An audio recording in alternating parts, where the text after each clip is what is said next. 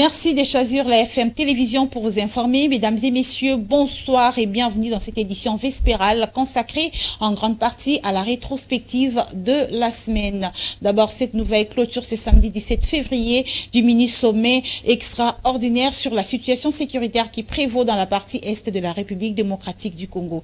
Rudy Nanzay pour les détails.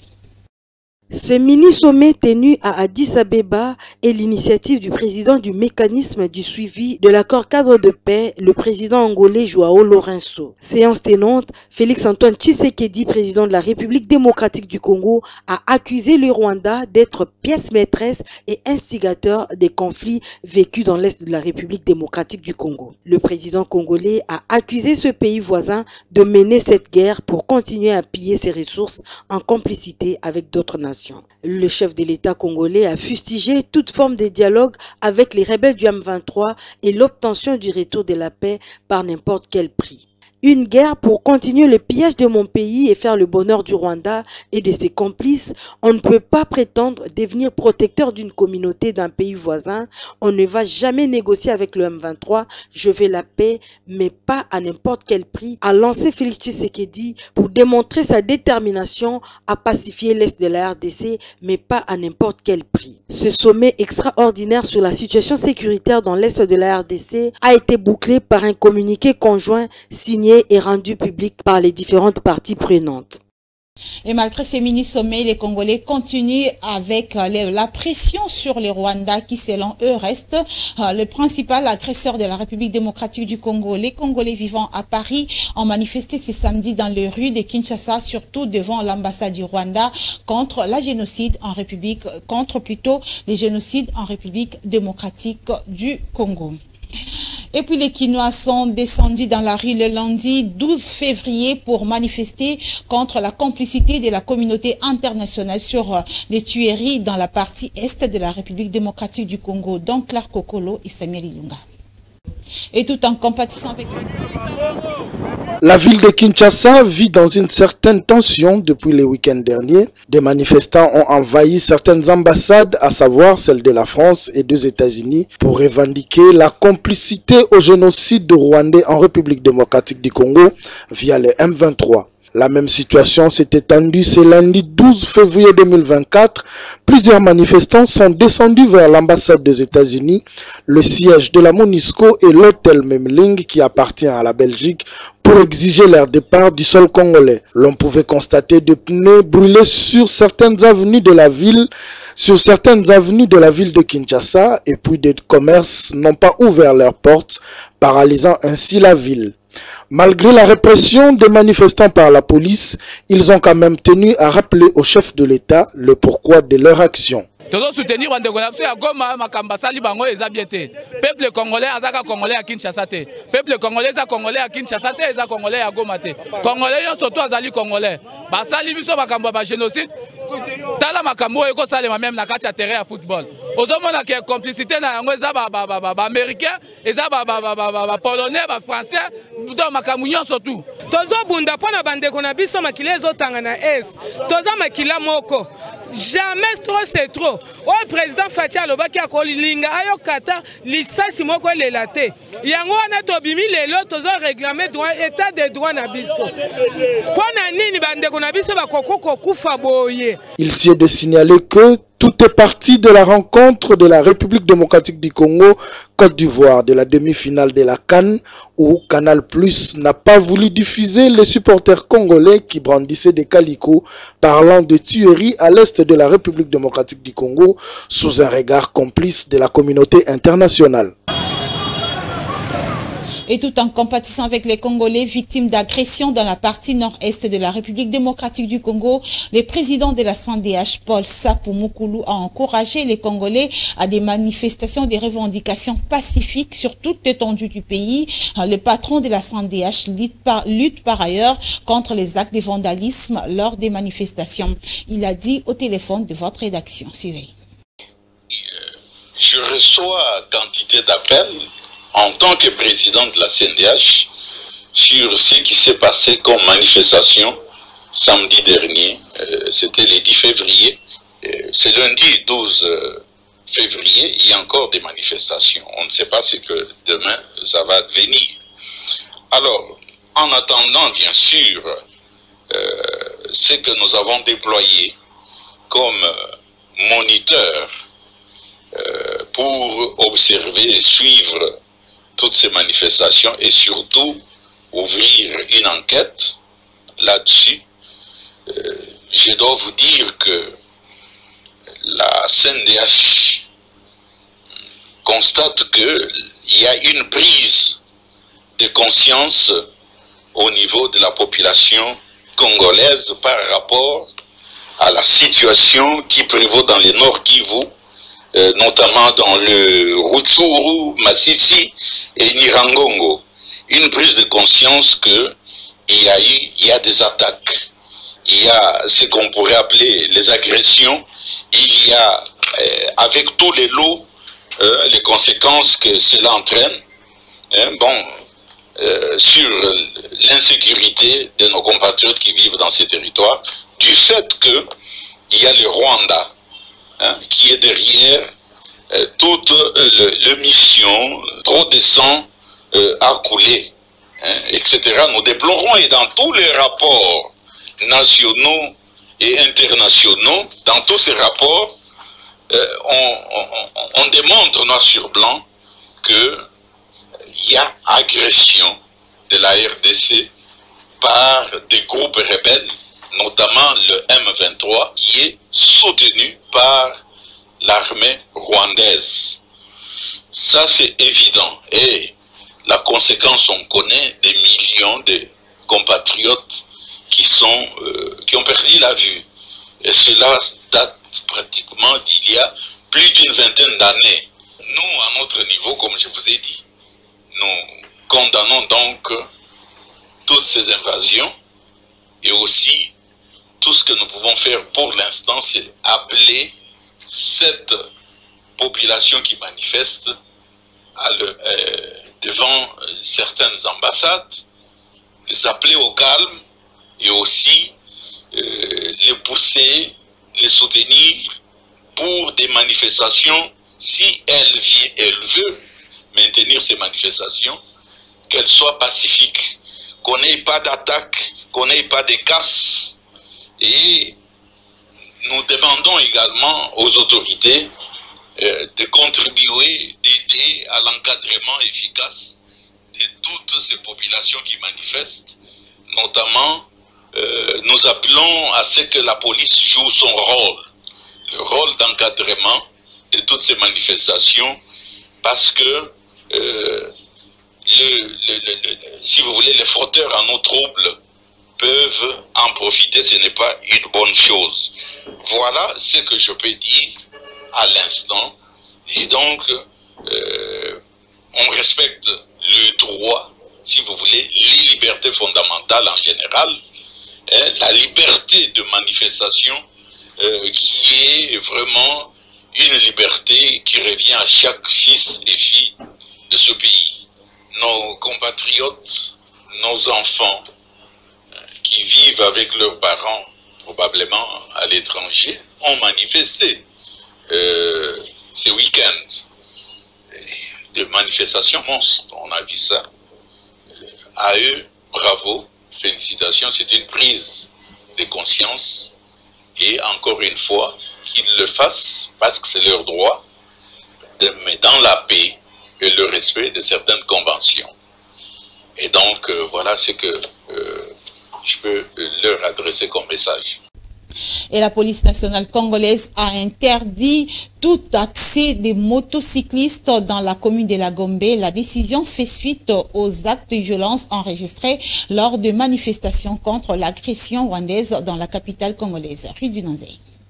2 jours après une série de manifestations contre l'agression rwandaise dans la commune de la Gombe, où quelques ambassades étrangères ont été assiégées par la population congolaise, le vice-premier ministre et ministre en charge de l'Intérieur a jugé opportun de décider de l'interdiction formelle de l'entrée des mototaxis dans la commune de la Gombe. À en croire cette décision annoncée par le vice-premier ministre et ministre de l'Intérieur, les motos trouvées en ville seront saisies et les propriétaires seront mis en détention. Tout attroupement en ville est interdit. La police est passée à cette vitesse supérieure en vue d'empêcher la recrudescence de la violence dans la commune de la Gombe. Parmi les autres mesures annoncées figure également l'interdiction de tout attroupement de plus de 6 personnes dans la même municipalité. Les vendeurs ambulants et les enfants en rupture familiale appelés chégués ne peuvent plus opérer dans cette commune.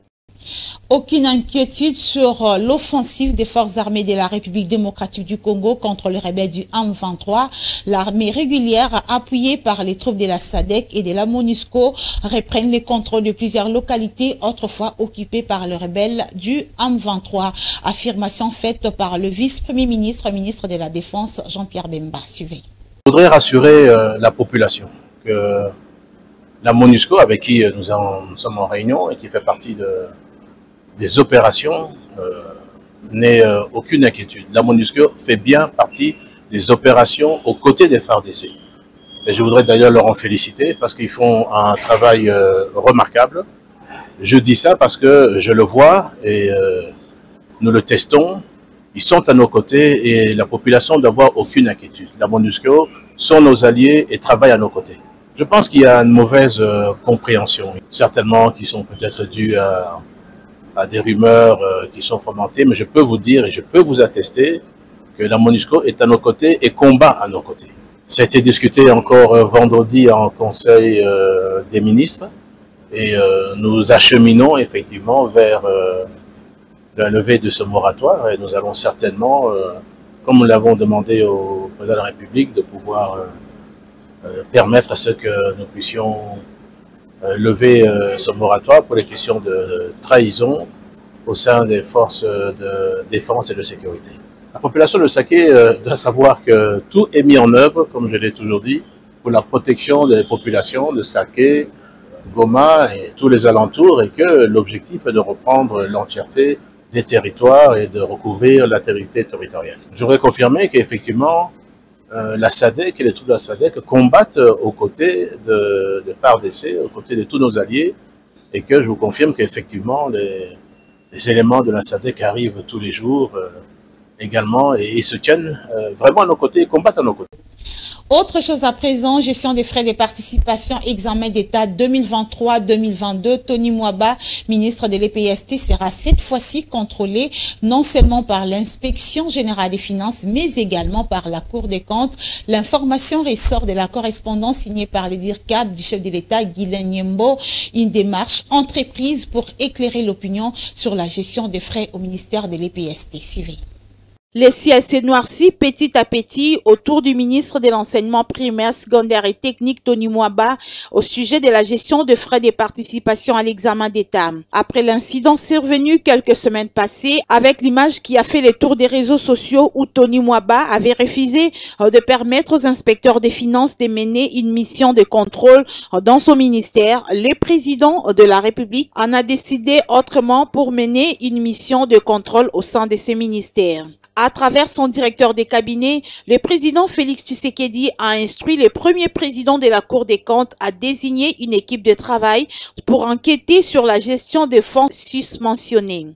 La lettre de Guilain Nyembo, directeur des cabinets du président de la République, datée du 16 février 2024, dit, je cite, « Je vous demande de bien vouloir désigner une équipe de magistrats et auditeurs de la Cour des comptes pour travailler avec les inspecteurs des finances déjà en œuvre afin de contrôler la gestion de la Direction nationale des contrôles de la paie des enseignants d'INACOP, ex-CECOPE, ainsi que l'affectation faite par l'inspecteur général de l'enseignement primaire, secondaire et technique des frais de participation aux examens d'État édition 2022 et 2023 payés par élève. » Fin des citations. Le directeur de cabinet du chef de l'État a précisé à l'intention du premier président de la Cour des comptes qu'à la fin de la mission, un rapport conjoint assorti des recommandations devra être soumis au président de la République. République. Selon certaines sources, le ministère de l'EPST éprouverait des difficultés pour justifier l'utilisation des 36 millions de dollars américains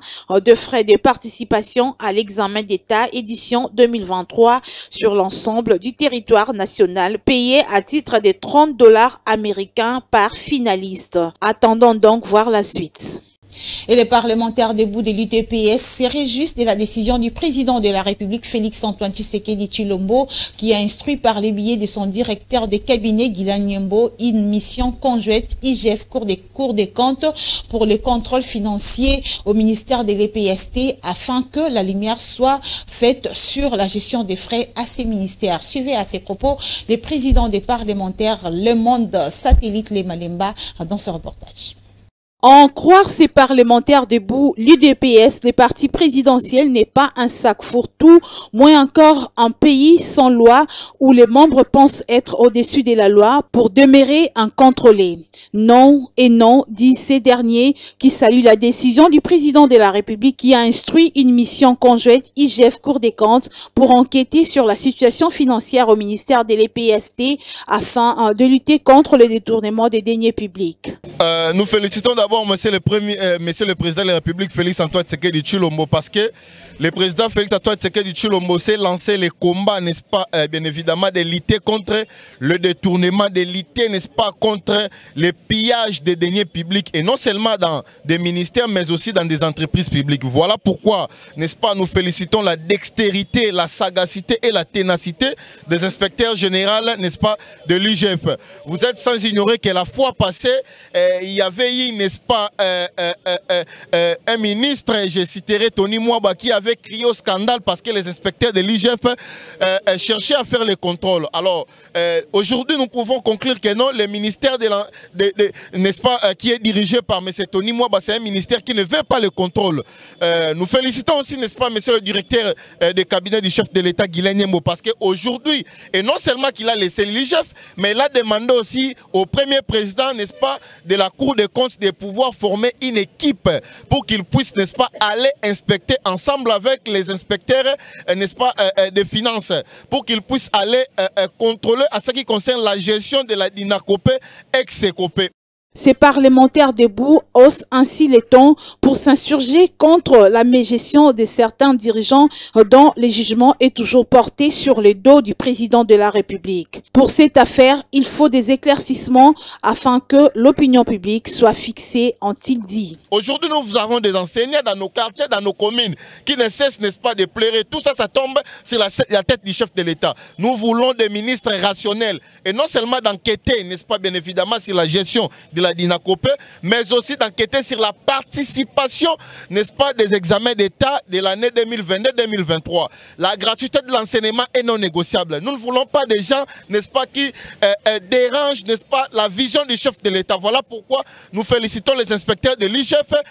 Ensemble avec la Cour des comptes, ils vont établir un rapport conjoint. Cette fois-ci, il faudrait que la vérité puisse être éclatée. Et puis, à l'issue de cette mission, les rapports seront adressés ou transmis au président de la République comme les garants de la nation.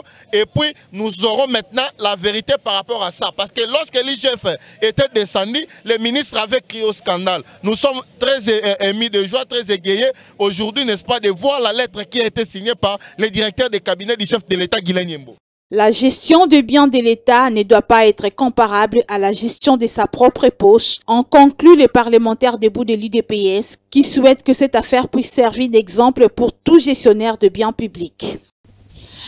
Il s'agit des satellites Lemalema et non Lembalema, comme je le disais tantôt.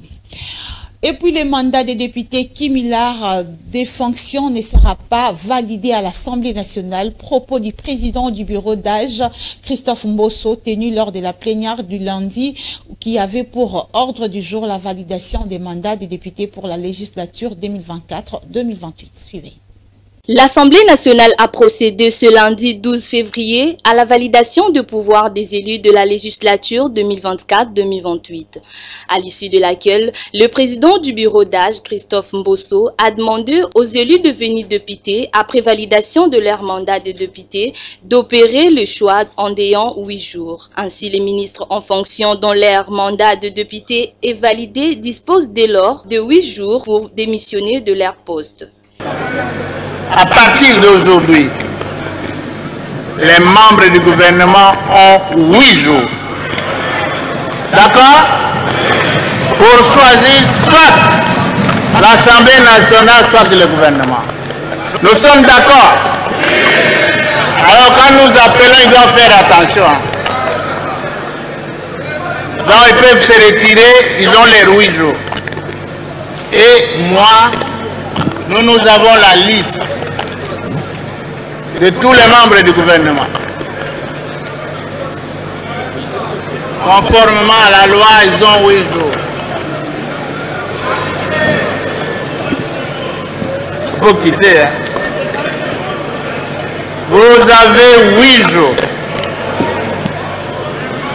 Dans les 8 jours, vous décidez. Une plénière dont il était question de débattre chacun des rapports de 26 commissions mises en place dans la récente plénière et devant vérifier les dossiers physiques de chaque élu. Ce qui a fait office même de la validation de pouvoir des élus députés qui à présent sont devenus à titre provisoire de députés provisoires dont la liste définitive est attendue à la Cour constitutionnelle bien après les traitements des contentieux électoraux. Et sans embâche ni faux fuyant, les personnes vivant avec handicap de la République démocratique du Congo sollicitent la reconduction du ministre délégué aux personnes vivant avec handicap à ses postes, car pour eux, Irène Essambo a convaincu dans la gestion au sein de ces ministères, surtout avec différentes innovations et réalisations apportées à ces ministères. Ces personnes vivant avec un handicap l'ont dit lors de la cérémonie de présentation du nouveau secrétaire général de ces ministères organisé le week-end dernier au siège de la Fondation Maloua. Suivez leurs propos dans cet élément. La journée d'aujourd'hui, c'est une journée de grande joie pour toute la communauté des personnes avec handicap par rapport à ce que le ministre vient de présenter comme bilan durant les 5 ans qu'il était à la tête de ces ministères. Et c'est un ministère qui n'a jamais existé dans notre pays, mais elle est la première personne à jeter les jalons pour que ces ministères puissent avoir la forme qu'il faudra, parce qu'il y a eu beaucoup de tentacules, de gens qui ont voulu distraire un peu la communauté des personnes avec handicap. Mais Madame la ministre a prouvé de quoi est-ce qu'il est capable pour réunir tout autour de lui de grandes personnes, des personnes avec handicap et qui sont sages et qui maîtrisent bien la donne handicap. Et aussi, nous demandons seulement au chef de l'État, par rapport à ce bilan qui est positif, largement positif, qu'elle puisse reconduire son Excellence Madame la ministre Irène Essambo Diatta à son nouveau gouvernement qui va confectionner d'ici là. Et nous sommes là pour soutenir les actions et la vision du chef de l'État matérialisée par le gouvernement sortant de son Excellence Sam Malukonde et mise en pratique par son Excellence Irène Essambo Diatta. Par rapport à son allocution d'aujourd'hui, je suis amplement satisfait parce que c'était parmi mes vœux. J'ai vu que dans les réseaux sociaux et partout là, il y a vraiment des tensions qui circulent entre les personnes en situation de handicap. Et lorsque nous étions en train d'analyser la situation, nous avons compris que c'est un problème de manque d'information. Alors, toute personne qui n'a pas suffisamment d'informations est manipulable. Avec cette allocution que son Excellence, Madame le ministre veut détenir, je crois que tout le monde est suffisamment éclairé sur les réalisations du ministère, mais également sur les opportunités à saisir par rapport à ce qui se passe dans le secteur des handicaps et plus précisément en matière d'inclusion et d'autonomisation des personnes en situation de handicap. Moi, je trouve que son bilan est largement positif parce qu'on lui a confié un portefeuille qui n'avait pas de job description au départ et elle-même essaie de donner un cadre de travail suffisant et elle a cheminé dans une logique que tout le monde, tout intellectuel voudrait emprunter. Et voilà qu'aujourd'hui, elle vient nous présenter les résultats qui sont pour moi très satisfaisants et largement même au-dessus de nos attentes en fait. Et moi, je n'aurais aucun mal si le président de la République renouvelait sa confiance à Madame Irène Esambo pour qu'elle matérialise maintenant tout ce qu'elle a entamé pendant les 5 premières années qui viennent de s'écouler. Et nous ne serions que dans la vision du chef de l'État qui consiste à consolider les acquis. Vous aurez plus de détails sur cet élément dans notre rubrique dossier du jour après ces journaux. Et puis l'équipe de la Fondation Malou a effectué une visite cette semaine de solidarité aux sinistrés de 3e âge dont l'état de santé est dégradant. C'était le mardi dernier. Ils étaient bien sûr accompagnés du médecin de la Fondation qui a assuré la prise en charge des malades trouvés sur place. Reportage. C'était une surprise agréable pour les sinistrés du fleuve Congo habitant le quartier fleuve dans la commune de la Gombe. L'arrivée de la Fondation Maloua, touchée par l'état de santé de cette dame, a apporté un sourire dans cette famille. L'équipe de la Fondation, dont un médecin chargé pour la prise en charge de cette personne de 3e âge. Sur place, le médecin a d'abord procédé à la consultation avant la prescription des médicaments. Ezala otozali kosala. Ce qui a oumeli kufanda ka eseka moko. Omona kenyo soto kosala boy. Akoyoka malamu me mipepe ya mabezo akuuta. Na bisika biloko nyonso epoli otomona omona kete kozalaka ko se dégrader yango tozali kobelela pour que batu nyonso baza na bonne volonté nde bisika ya kolona batu ya 3e âge boye baza bato bazalaka na pose ya lisungi pose attention ya batu nyonso ezala bakonzi ezala batu nyonso ya ba ONG baza na bonne foi. Cette dame sinistrée n'avait pas d'autre mot que de remercier la Fondation Maloua pour cette aide apportée en sa faveur.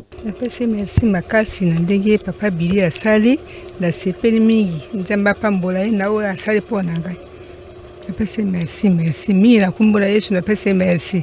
Ngani mundimi na nzambe na pese merci na kumbola Yesu. So Maloua ekeleka liboso makasi na kumbola Yesu penza keda liboso. Papa pe a continuer kosambosa na le makasi na kumbola Yesu pese merci mingi. Après cette famille, l'équipe de la Fondation Maloua s'est rendue dans une autre famille où une autre personne de 3e âge accuse une insuffisance sanitaire. Après cette étape, l'équipe de la Fondation Maloua a rencontré d'autres sinistrés vivant au quartier Fleuve dans la commune de la Gombe, un quartier très connu sous le nom de Île Kaouka. Mesdames et messieurs, c'est par ici que nous bouclons cette édition du journal. Merci de l'avoir suivi. Restez branchés car juste après ce journal, vous allez suivre les dossiers de la rédaction avec cet élément de la présentation du nouveau secrétaire général du ministère de personnes vivant avec handicap, mais également la présentation des réalisations et innovations apportées au ministère de PVH par la ministre Irène Esambo. Et quant à moi, je vous retrouve prochainement.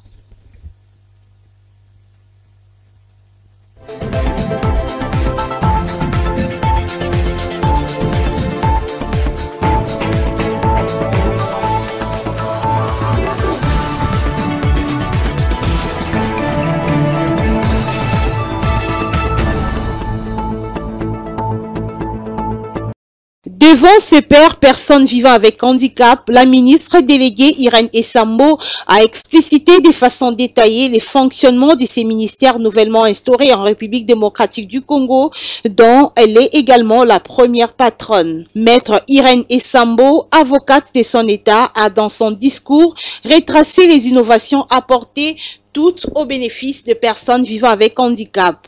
Une adresse qui a rencontré l'assentiment de l'assistance qui, à son tour, n'a juré que sur la reconduction de la ministre Irène Esambo à la tête de ces ministères pour ce deuxième quinquennat de Félix Antoine Tshisekedi Tshilombo. Par rapport à son allocution d'aujourd'hui, je suis amplement satisfait parce que c'était parmi mes vœux. J'ai vu que dans les réseaux sociaux et partout là, il y a vraiment des tensions qui circulent entre les personnes en situation de handicap. Et lorsque nous étions en train d'analyser la situation, nous avons compris que c'est un problème de manque d'information. Alors, toute personne qui n'a pas suffisamment d'informations est manipulable. Avec cette allocution que son Excellence, Madame le ministre veut détenir, je crois que tout le monde est suffisamment éclairé sur les réalisations du ministère mais également sur les opportunités à saisir par rapport à ce qui se passe dans le secteur des handicaps et plus précisément en matière d'inclusion et d'autonomisation des personnes en situation de handicap. Nouvellement nommé secrétaire général par ordonnance présidentielle, François Kassanda reconnaît la bravoure de sa collaboratrice. La journée d'aujourd'hui, c'est une journée de grande joie pour toute la communauté des personnes avec handicap par rapport à ce que le ministre vient de présenter comme bilan durant les 5 ans qu'il était à la tête de ce ministère. Et c'est un ministère qui n'a jamais existé dans notre pays, mais elle est la première personne à jeter les jalons pour que ce ministère puisse avoir la forme qu'il faudra, parce qu'il y a eu beaucoup de tentacules, de gens qui ont voulu distraire un peu la communauté des personnes avec handicap.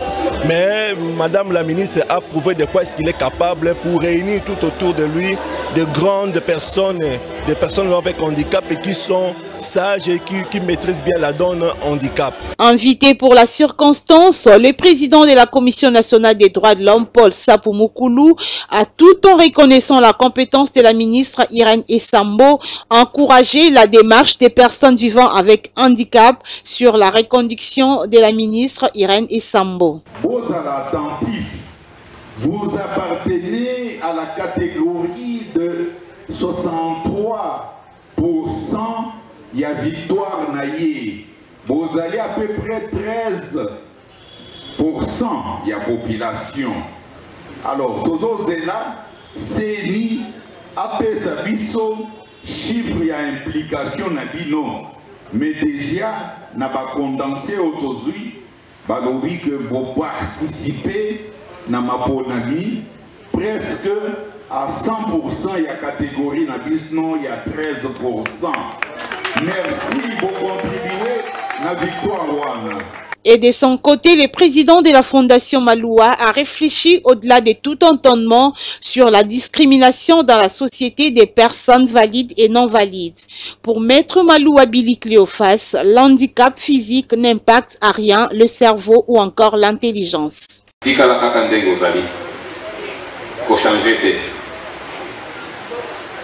Ozali ambassadrice na bango, représentant na bango, valable comme il vient de le dire. Et pas ya Tata Mokonzi, na et pas ya gouvernement ya mboka. Nzambe oyo asalaki ke ozala wana a continuer ko accompagner yo. Zala wana bandeko na yo bazali bamoni bayoki pe bakorapele yango Tata Mokonzi. Tosimba na maboko bolingo kati na biso, kimia kati na biso. Mwa makelele wana nungu mike tozolinga toyoka nde ezindisaka masuwa na libongo. Pendant plus d'une heure, la ministre déléguée aux personnes vivant avec handicap a démontré sa compétence avec un discours convaincant tenu avec intelligence et sagesse. Pour la personne avec handicap à accéder à financement et à l'ICAMOUNEN. Et ça pour la même pas que c'est impossible. Parce que nous avons une banque, nous avons un partenaire, nous avons une personne avec handicap financement. Parce que si on a bango, ni les a pour garantir que nous avons besoin. Alors, tant que nous avons essayer de créer et là comment ils ont une petite banque pour la personne avec handicap. Toutefois, le mieux serait de consolider les acquis de l'élan du développement en lieu et place de répartir à zéro en soutenu ces personnes vivant avec handicap.